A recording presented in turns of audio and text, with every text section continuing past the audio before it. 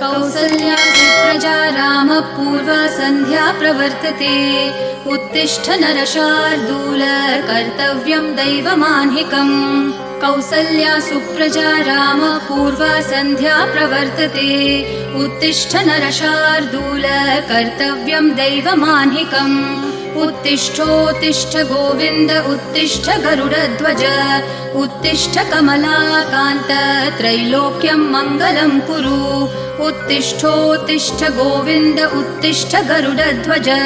उत्तिष्ठ कमलाकान्त त्रैलोक्यं मङ्गलं कुरु। मातः समस्त जगतां मधुकैटभारेः वक्षो विहारिणि मनोहर दिव्यमूर्ते। श्रीस्वामिनि श्रितजनप्रिय दानशीले श्रीवेङ्कटेश दयिते तव सुप्रभातम्। मातः समस्त जगतां मधुकैटभारेः वक्षो विहारिणि मनोहर दिव्यमूर्ते। श्रीस्वामिनि श्रितजनप्रिय दानशीले श्रीवेङ्कटेश दयिते तव सुप्रभातम्। तव सुप्रभातमरविन्दलोचने भवतु प्रसन्नमुखचन्द्रमण्डले। विधिशङ्करेन्द्रवनिताभिरर्चिते वृषशैलनाथ दयिते दयानिधे।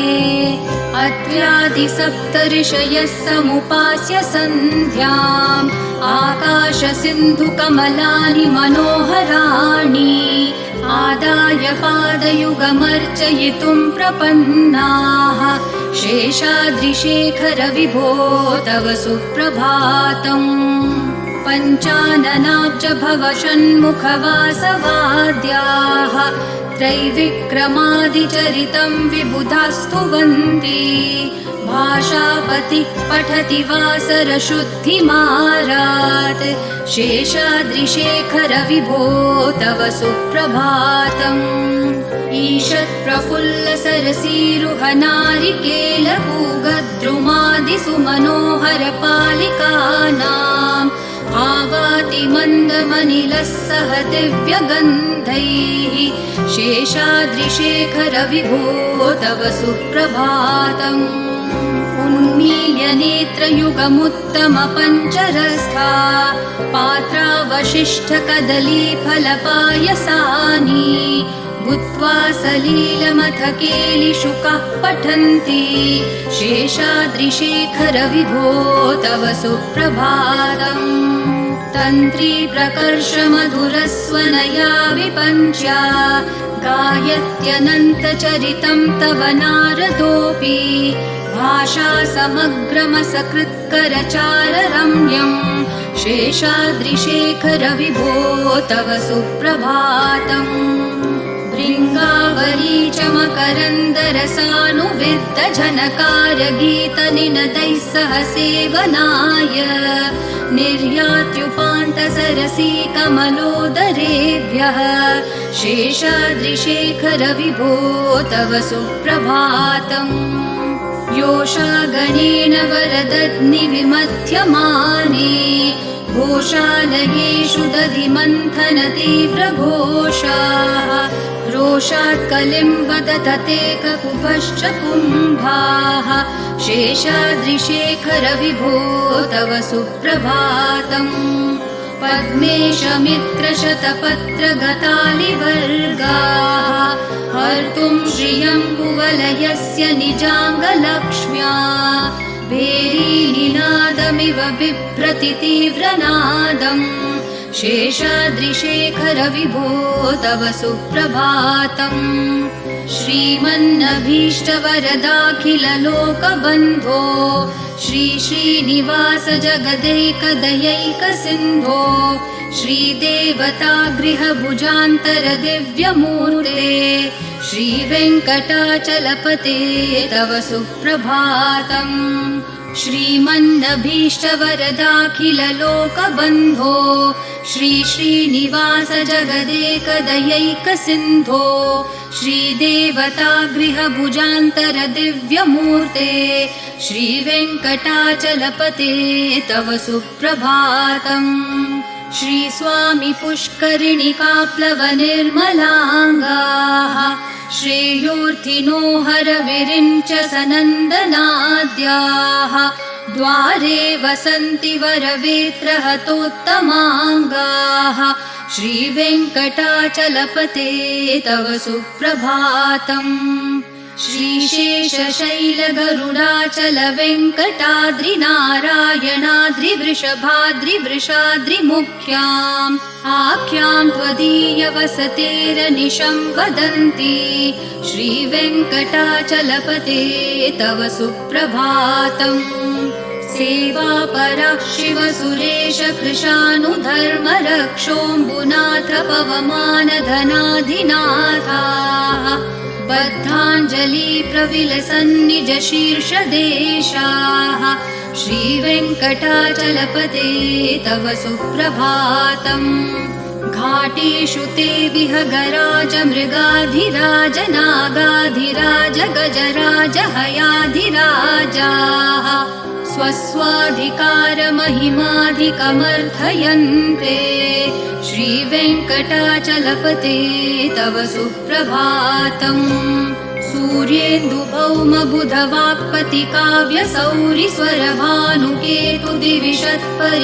सूर्येन्दुभौमबुधवाक्पतिकाव्यसौरिस्वरभानुकेतुदिविशत्परिषत्प्रधानाः त्वद्दासदासचरमावधिदासदासाः श्रीवेङ्कटाचलपते तव सुप्रभातम् त्वत्पादधूलिभरितस्फुरितोत्तमाङ्गाः स्वर्गापवर्गनिरपेक्षनिजान्तरङ्गाः कल्पागमाकलनयाकुलतां लभन्ते श्रीवेङ्कटाचलपते तव सुप्रभातम् त्वद्गोपुराग्रशिखराणि निरीक्षमाणाः स्वर्गापवर्गपदवीं परमाश्रयन्तः मर्त्या मनुष्यभुवने मतिमाश्रयन्ते श्रीवेङ्कटाचलपते तव सुप्रभातम् श्रीभूमिनायकदयादिगुणामृताब्धे देवाधिदेव जगदेकशरण्यमूर्ते श्रीमन् अनन्तगरुडादिभिरर्चिताङ्घ्रे श्रीवेङ्कटाचलपते तव सुप्रभातम् श्रीपद्मनाभपुरुषोत्तमवासुदेव वैकुण्ठमाधव जनार्दन चक्रपाणे श्रीवत्सचिह्न शरणागत पारिजात श्रीवेङ्कटाचलपते तव सुप्रभातम् कन्दर्पदर्पहर सुन्दर दिव्यमूर्ते कान्ताकुचाम्बुरुहकुद्मललोलदृष्टे कल्याण निर्मल गुणाकर दिव्यकीर्ते श्रीवेङ्कटाचलपते तव सुप्रभातम् मीनाकृते कमठकोल नृसिंहवर्णिन् स्वामिन् परश्वथ तपोधन रामचन्द्र शेषांश रामयदुनन्दन कल्किरूप श्रीवेङ्कटाचलपते तव सुप्रभातम् एलालवङ्गधनसार सुगन्धितीर्थम् दिव्यं वियत्सरिति हेमघटेषु पूर्णम् धृत्वाद्यवैदिकशिखामणयः प्रहृष्टा तिष्ठन्ति वेङ्कटपते तव सुप्रभातम् भास्वानुदेति विकचानि सरोरुहाणि सम्पूरयन्ति निनदैः ककुभो विहङ्गाः श्रीवैष्णवा सततमर्थितमङ्गलास्ते धामाश्रयन्ति तव वेङ्कट सुप्रभातम् ब्रह्मादयः सुरवराः समहर्षयस्ते सन्तः सनन्दनमुखास्तवथ योगिवर्याः धामान्तिके तव हि मङ्गलवस्तुहस्ताः श्रीवेङ्कटाचलपते तव सुप्रभातम् लक्ष्मीनिवास निरवद्य गुणैकसिन्धो संसारसागर समुत्तरणैकसेतो वेदान्तवेद्य निज वैभव भक्त भोग्य श्रीवेङ्कटाचलपते तव सुप्रभातम्। लक्ष्मीनिवास निरवध्य गुणैकसिन्धो संसारसागर समुत्तरणैकसेतो वेदान्तवेद्य निज वैभव भक्त भोग्य श्रीवेङ्कटाचलपते तव सुप्रभातम्। इत्थं वृषाचलपतेरिह सुप्रभातम्। ये मानवः प्रतिदिनं पठितुं प्रवृत्ताः तेषां प्रभातसमयस्मृतिरङ्गभाजां प्रज्ञां परार्थसुलभां परमां प्रसूते। इत्थं वृषाचलपतेरिह सुप्रभातम्। ये मानवः प्रतिदिनं पठितुं प्रवृत्ताः तेषां प्रभातसमयस्मृतिरङ्गभाजां प्रज्ञां परार्थसुलभां परमां प्रसूते। कमलाकुचूचुककुङ्कुमतो नियतारुणतातुलनीलतनो कमलायतलोचनलोकपते विजयी भव वेङ्कटशैलपते। कमलाकुचूचुककुङ्कुमतो नियतारुणतातुलनीलतनो कमलायतलोचनलोकपते विजयी भव वेङ्कटशैलपते। सचतुर्मुख षण्मुख पञ्चमुख प्रमुखाखिल दैवतमौलिमणे शरणागतवत्सल सारनिधे परिपालय मां वृषशैलपते। अतिवेलतया तव दुर्विषहै अनुवेलकृतैरपराधशतैः भरितं त्वरितं वृषशैलपते परया कृपया परिपाहि हरे। अधिवेङ्कटशैलमुदारमते जनताभिमताधिकदानरतात् परदेवतया गदितान्नगमै कमलादयितान्न परं कलये। कलवेणुरवावशगोपवधू शतकोटिवृतात् स्मरकोटिसमात् प्रतिवल्लविकाभिमतात् सुखदात् वसुदेवसुतान्न परं कलये। अभिराम गुणाकर दाशरथे जगदेकधनुर्धर धीरमते रघुनायक राम रमेश विभो वरदो भवदेव दया जलदे। अवनीतनया कमनीयकरं रजनीकर चारुमुखाम्बुरुहं रजनीचरराजतमो मिहिरं महनीयमहं रघुराममये।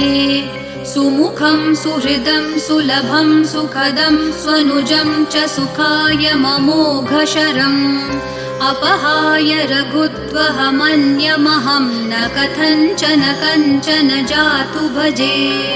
विना वेङ्कटेशं ननाथो ननाथ सदा वेङ्कटेशं स्मरामि स्मरामि। हरे वेङ्कटेश प्रसीद प्रसीद प्रियं वेङ्कटेश प्रयच्छ प्रयच्छ।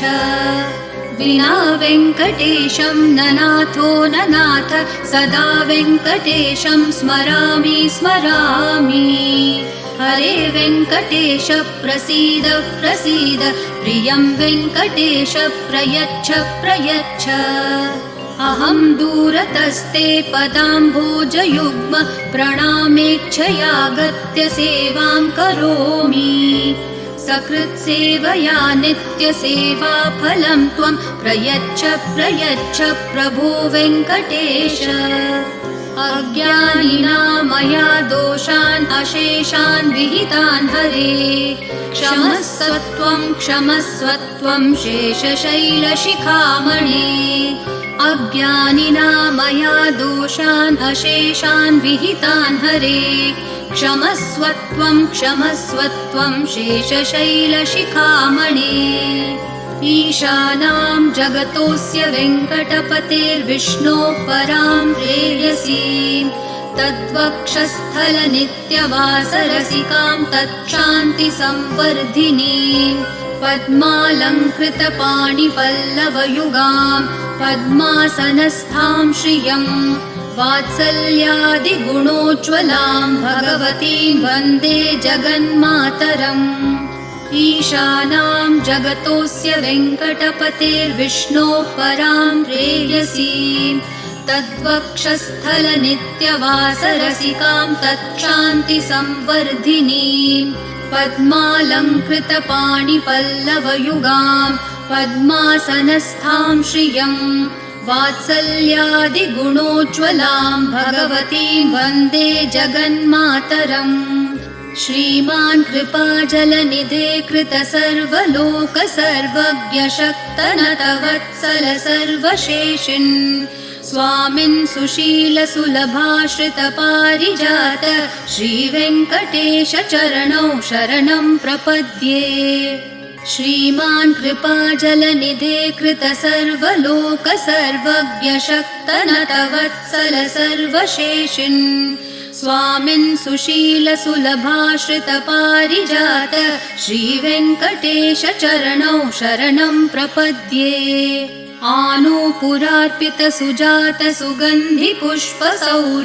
आनूपुरार्पितसुजातसुगन्धिपुष्पसौरभ्यसौरभकरौ समसन्निवेशौ सौम्यौ सदानुभवनेऽपि नवानुभाव्यौ श्रीवेङ्कटेशचरणौ शरणं प्रपद्ये सद्यो विकासि समुदित्वरसान्द्ररागः सौरभ्यनिर्भर सरोरुह साम्यवार्ताम् सम्यक्षु साहसपदेषु विलेखयन्तौ श्रीवेङ्कटेशचरणौ शरणं प्रपद्ये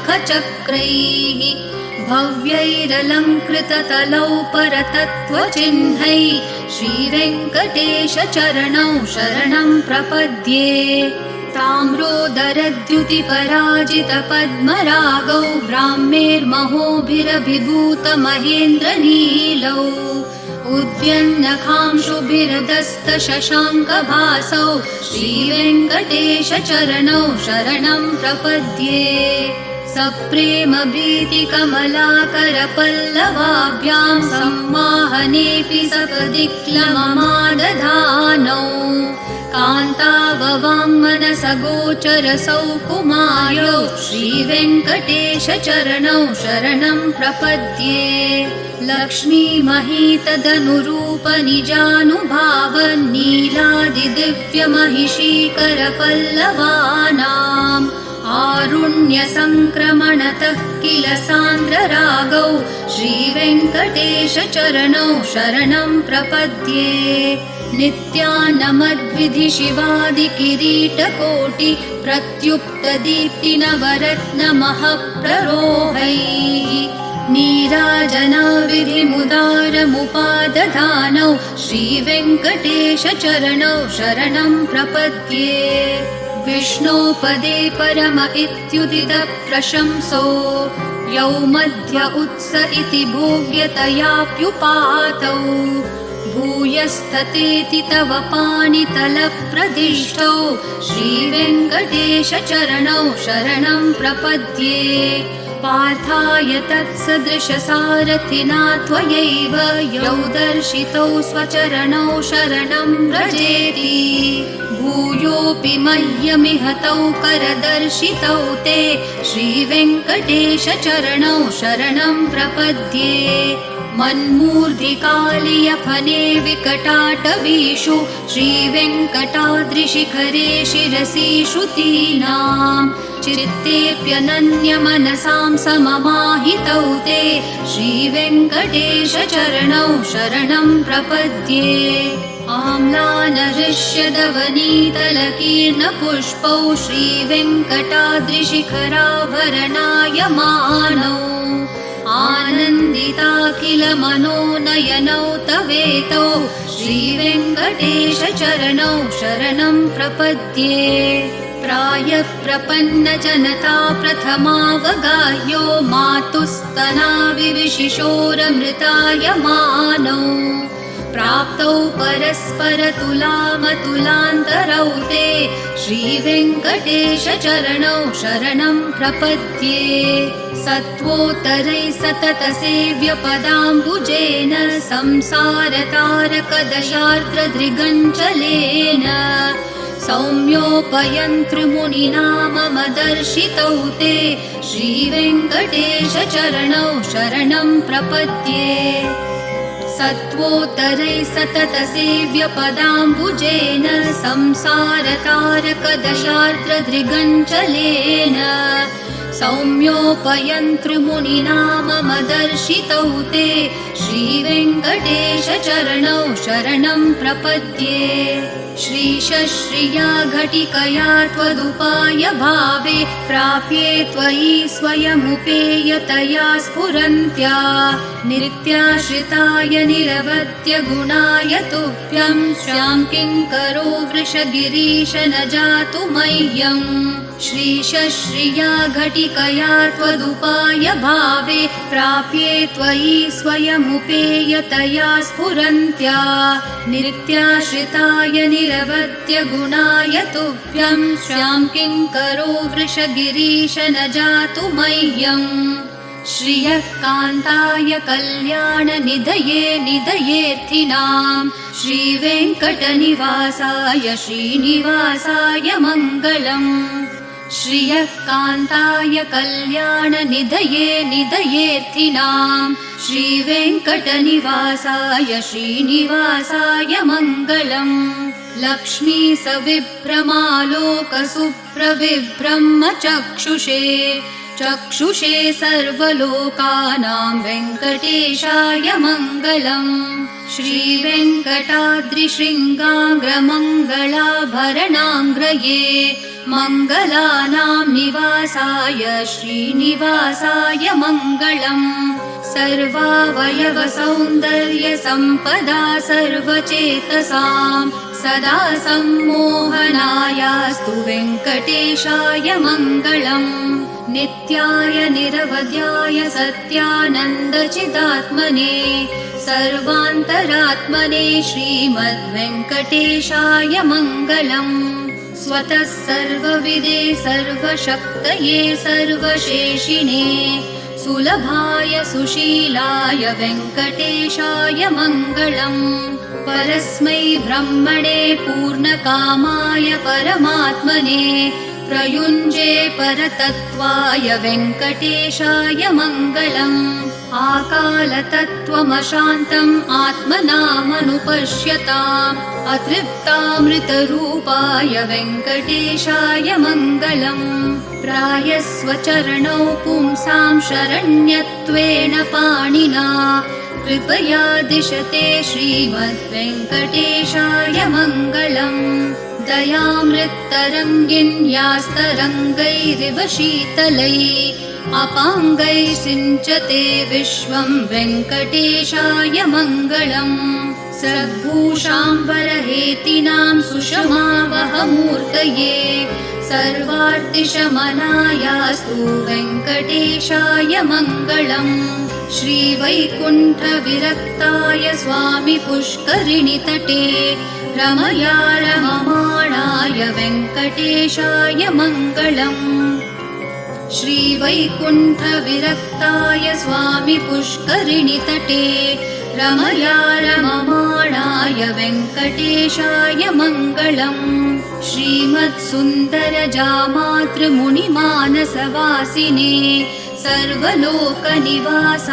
श्रीनिवासाय मङ्गलम् मङ्गलाशासनपरैर्मदाचार्य पुरोगमैः सर्वैश्च पूर्वैराचार्यैः सत्कृतायास्तु मङ्गलम्।